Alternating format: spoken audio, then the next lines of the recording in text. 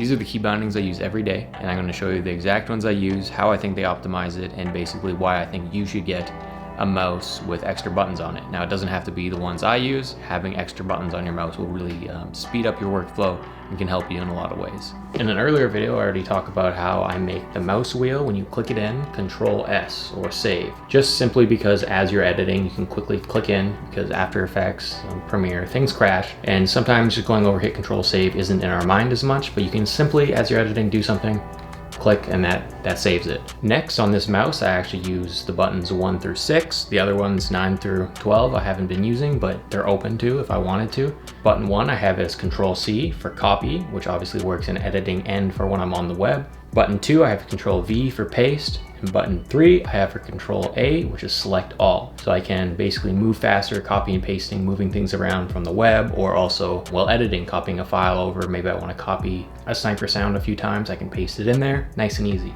Now button 4 and 5, I actually have them still as just 4 and 5, but in Premiere, I'll show you how to here. I go in and I change the zoom in and zoom out to button 4 and 5.